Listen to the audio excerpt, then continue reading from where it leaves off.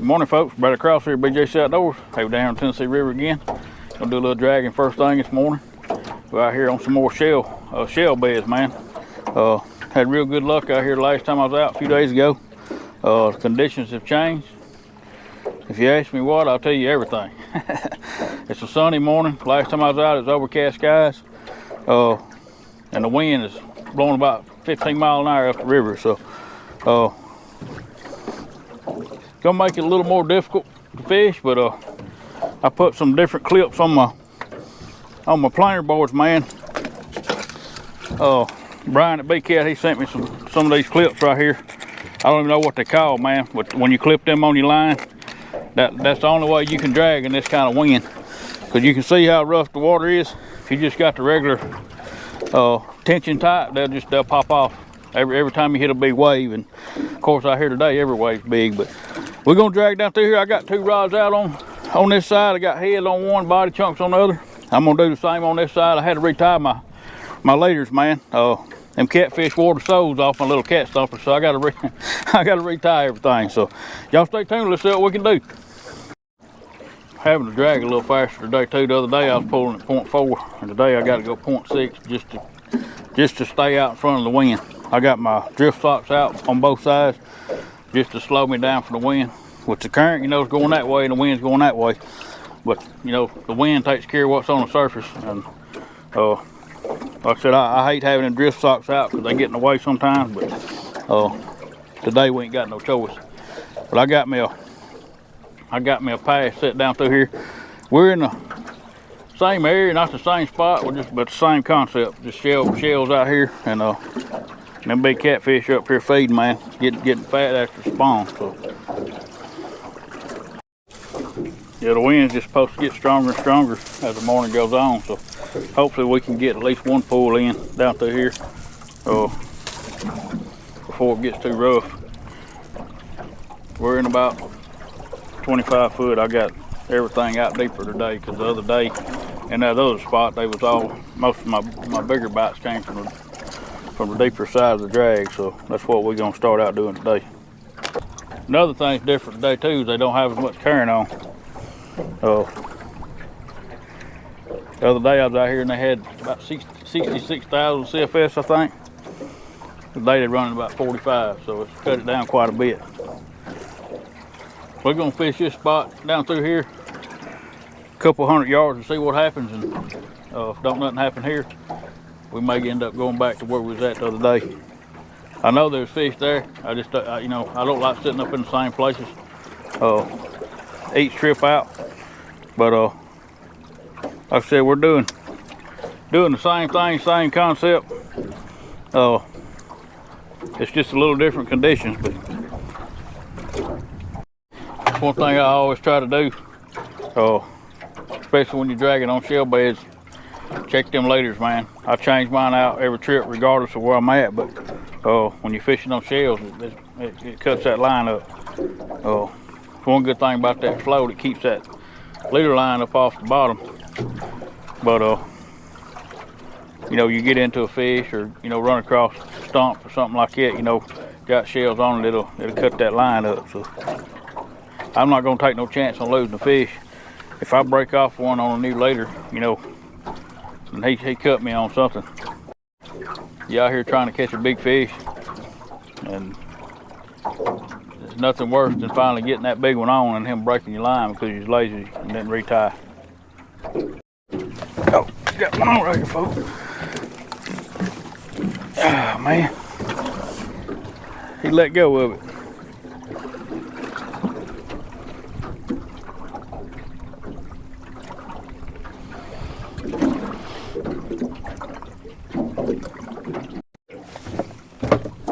Like I got one on right here, folks. Yep.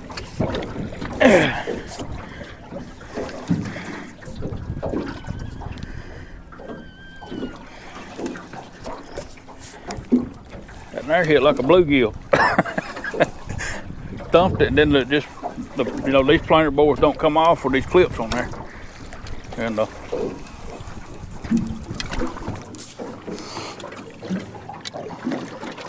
man, don't like getting slack in my line like that.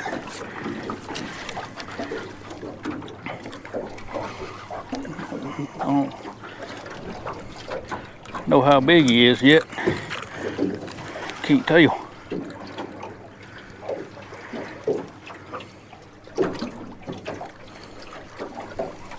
He don't feel bad, but he don't feel like a real big one either. It don't matter what kind he is. The first one's always a good one.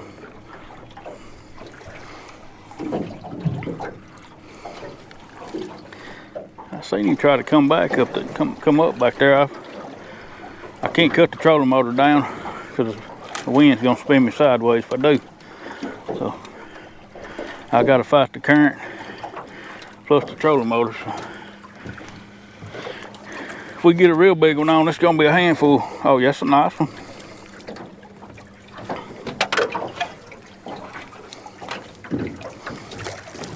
Yeah, it's a nice one.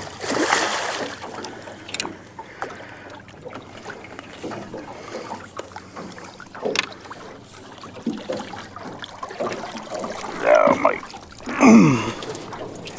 Yes, sir. That's what I'm talking about. Oh, we got one on back here, folks.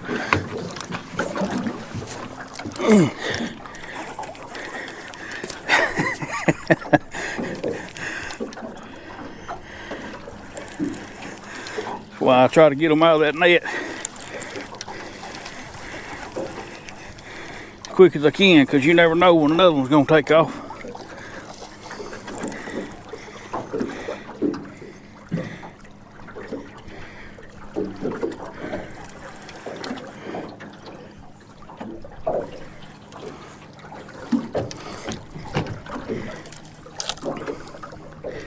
Come on, big boy.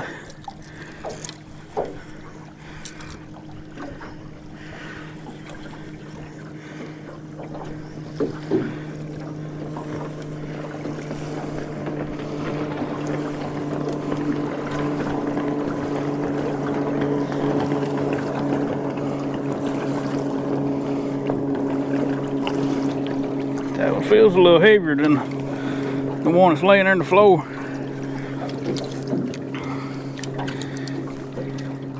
That's the only difference, and the only thing I don't like about them clips is you got to unclip them. But I couldn't be out here without them. Come on in here, big boy. Stay out of that drift sock.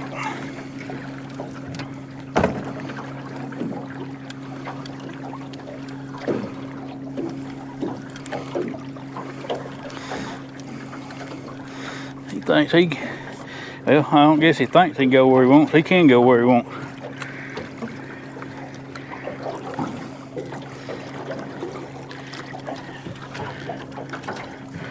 Another good one. Come on in here, big boy.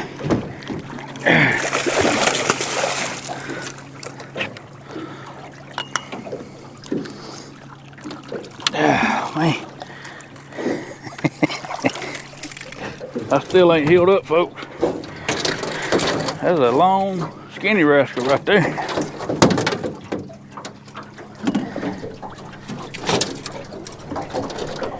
If he had his weight on him, he'd be a good big fish. He ain't little now. He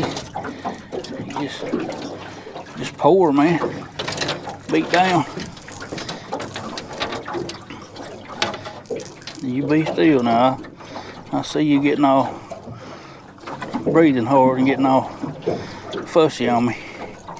Your sister over there, she's being good.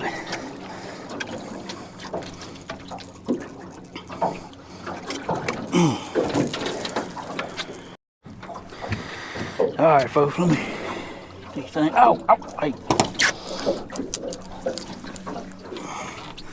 Big old fat girl right there, man. Short, stocky. Got a big old war wound on the side of her face there. Well, all right. She's even got freckles on her side. Well, let me get her back before she starts getting crazy. She's starting to tense up on me.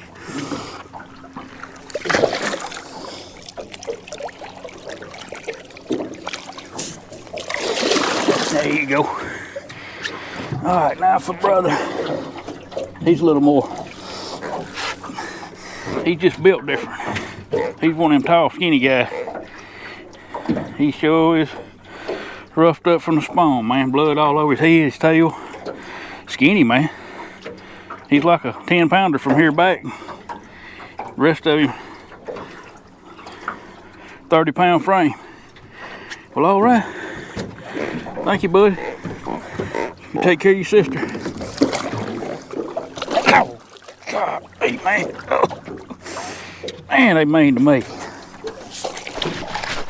I got me some different gloves to wear, cause the other day, man, they was about to pull my glove off my hand. I got me some of these right here. They work a lot better, but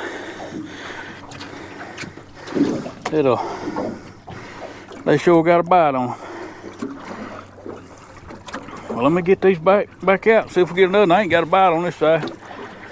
And see, these are where the depth that I was catching them in the other day, these are a little deeper. So that's the difference in me talking about the sun and the current making them set up in different places. One of them hit the head and one of them hit the tail. I mean the body chunk. Oh, that's good too, cause you know you don't. If they only on a head bite, man, you run out of bait real quick. I went out the other day, other evening after my last trip out here, and went to catch some bait, and I stayed down there for two hours and only caught 4. And the commercial guys, man, and the people coming down here from out of state, they put a whooping on our skipjack over the years. You know, our limit was 100. You know, you used to go down below Whittle Dam any day of the week and fill a cooler up real fast. You know, and even me knowing where to go and where to fish it, it still took me 2 hours to get 4 the other day. They putting a damper on that though. Come September, September the 1st, there'll be no sales of skipjack in the state of Alabama at all, even the bait stores. They dropping the limit to 50, and they doing this for 5 years, from what I've read and what I've heard, and it's supposed to bring the skipjack population back like it was 10 years ago. You know,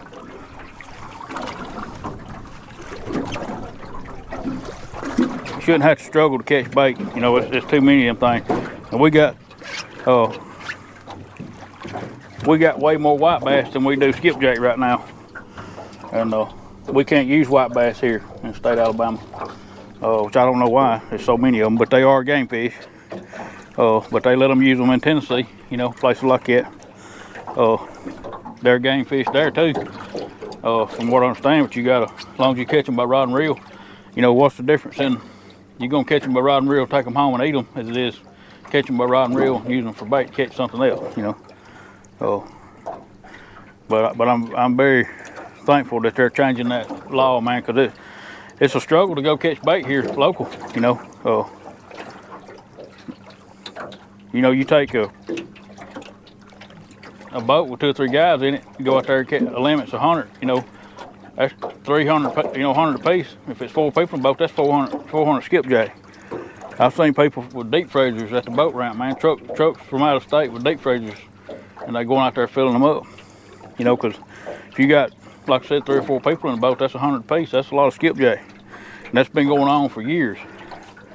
Well, see, now when the big catfish tournaments come down, you know, they're not going to be able to go buy bait from these local dealers. They're going to have to learn how to catch their own skipjack, which that's part of the tournament. You know, you should know how to catch your bait. But that's any commercial dealers or any bait stores in the state of Alabama, there's no more sales of skipjack. So that's going to change the ball game, you know. But you can still keep 50. You know, 50's plenty, man. 50 lasts me a long time. I only bring out five at a time, just because I don't want to waste them. You know, they're like gold to me. We're used to, I go down to the dam and catch a cooler full in you know, 3 or 4 hours, and Now you're lucky to catch a cooler full several days down there, you know. There's one spot right up here I'm very excited about. It's a small hump. It's about twice as wide, twice as long as this boat. When I come through there, I straddled it. So them two planer boards should go down one side of it, and these two should go down the other side of it. I'll be honest with you, the way it's set up, I wouldn't be surprised if we didn't catch two fish at the same time on both sides of it, because it's just one of them places. I had to do it. I may get hung up. The only bad thing about that when you're dragging off a hump, you know, them shells. I know it's got shells on it, and them shells can cut your line because it's dragging down the side of that thing. But kind of excited about that. We're getting pretty close to it. Coming up on that hump right here now, folks.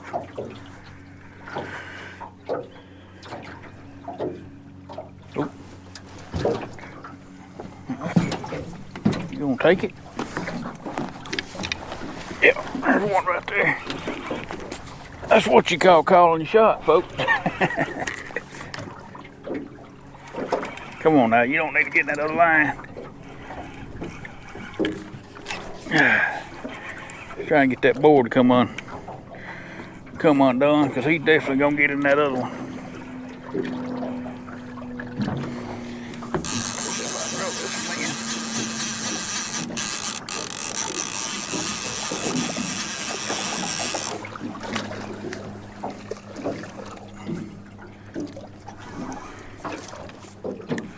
I wouldn't be surprised if one of them over there don't go down. We just got to it.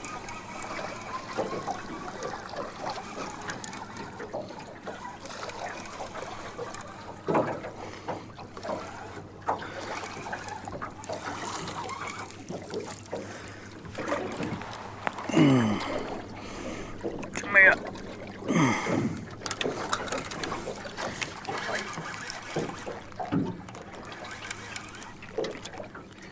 Couldn't tell how big he is. He come up back there, but he went back down.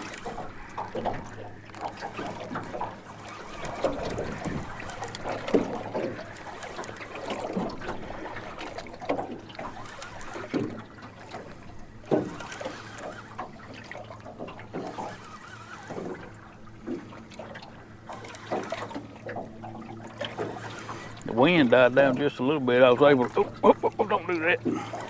Able to slow us down just a little to 0.5 instead of 0.6. So.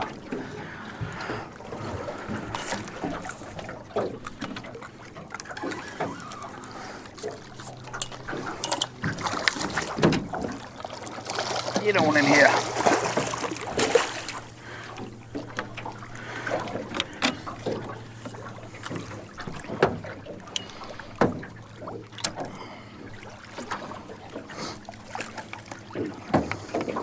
Another little good blue cat. Ain't no big one, but hey, we ain't prejudiced. We'll take them all. There, folks. Nice little blue. Fat rascal, man. They feeding up down there eating them shells. I figured there'd be one bigger. I'm sure it is bigger than that down on that hump, but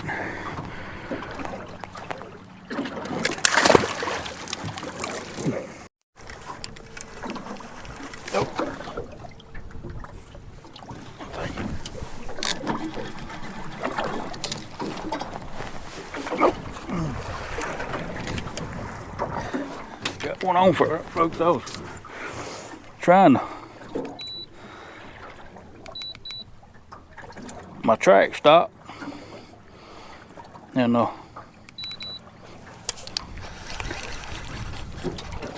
was just fixing to roll them up.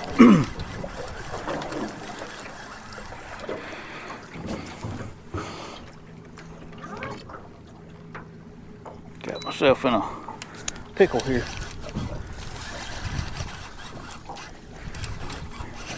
My eye track stopped. I just heard it cut off, and I was rolling that nut back there. And this one took off like a rocket.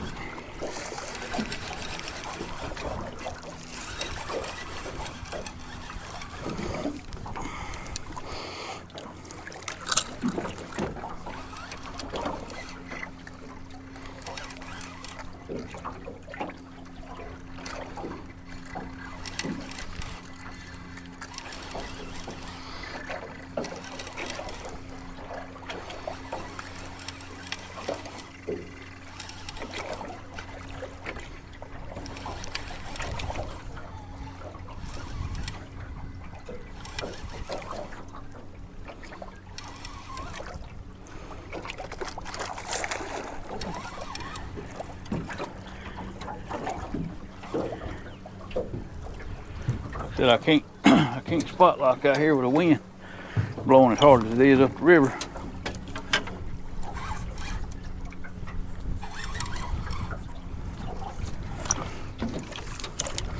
Yeah, another good fish. He ain't no monster, but he's a good one.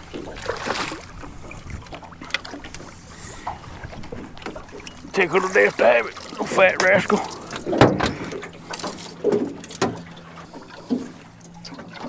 Alright folks, there's a big old fat chunk right there. Full of shad, man. Shad and shells. She pooped shad back there in the net, so they eat shad up here too. Well, alright, let me get her back. I think that's worth pulling back down for. I know there's some big ones in here somewhere. We're just gonna have to find them, but we'll take them right there all day long. Don't you do it. All right. That's what I'm talking about, man. The old shell bed. I'm gonna get these up, and I think I'm gonna pull back down. May go on down a little further. Like I said, this whole thing is not a shell bed. There's just patches.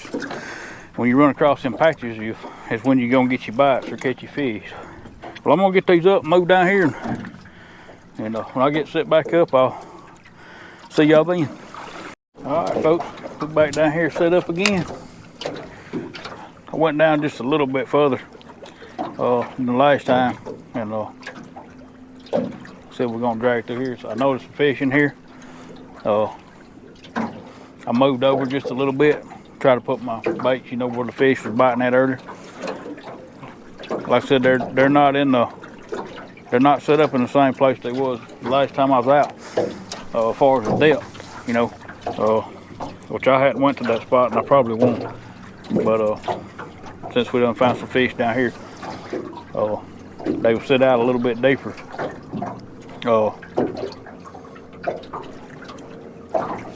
And I'm sure it's because of the current flow, or you know, the sun one has got them changed up some.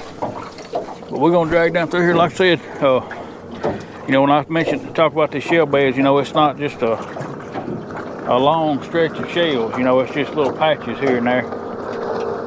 Some of them may be the size of a car hood. Some of them may be the size of a house. You know, you'll know when you go through them because of the fish will bite. But you know, you can find them on Sonar. Usually it'll be a hard bottom. It'll light up, be real bright. You know, usually on my settings it'll be yellow. But I actually found these shell beds years ago when we was fishing bass tournaments. We didn't have the technology, the side scan and all that stuff like all the other guys did. We had to kind of rough it and do it the old-fashioned way, but we just drug out here fishing ledges and dragging big old jigs or Carolina rig around with a 1 ounce weight. And it feel like you're dragging it down a gravel road. That's how you'll know if you're in the shell bed. So you don't have to have that high-tech stuff to find them. And usually if you find one patch, there's more around. And then you got mussel beds. You know, there's mussel beds out here too. I don't really like fishing mussel beds because they're big, and some of them are that big, you know. But them will cut your line real easy. So I try to stay away from the mussels. If I'm gonna fish in a mussel bed, I'll anchor down. But like I said, these shell beds, man, they're very productive if you can find them. And not all of them are good. You'll find some that's just dead. Usually that's because the shells are dead. There's nothing, no life there. Or they done ate them all up, you know. One thing about shell beds is the fish are set up on them. They're there to eat.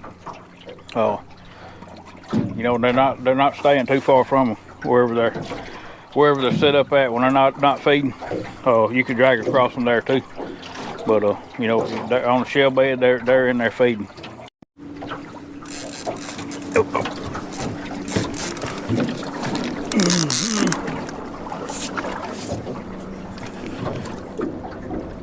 It feels pretty good right there. I just slowed it down to 0.5. And I really don't know if I'm gonna be able to pull that slow now since the wind's getting up. It's wanting to kick me around. But I feel like I'm pulling through some fish too fast. trying to run at 0.6, but we're getting bit.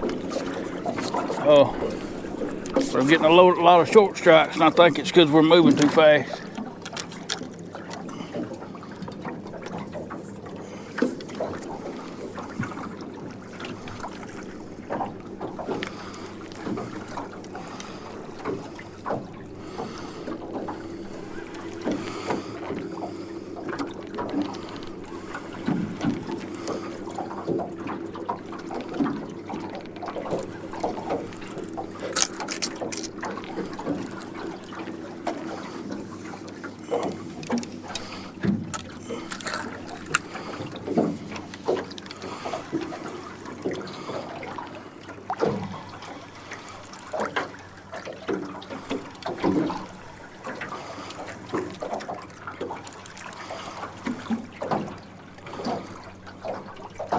Yeah, that one ain't too big right there, but it felt like a good one.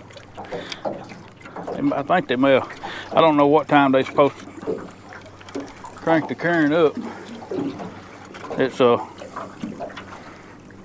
pretty low starting out, but they'll crank it up throughout the day, but I think it's supposed to be up to about 45.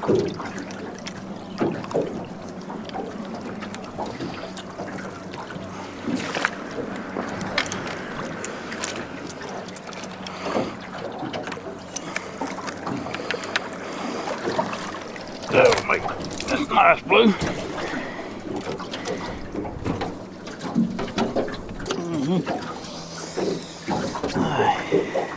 Come on. Feel you tensing up. Nice little blue, folks. I don't know what's going on with the eyes. Look like something scared the crap out of it. Look at them in my eyes, man. Look like something scared the crap out of her down there. Maybe it's old big monster blue she's scared of. Well, you go tell them to come see me.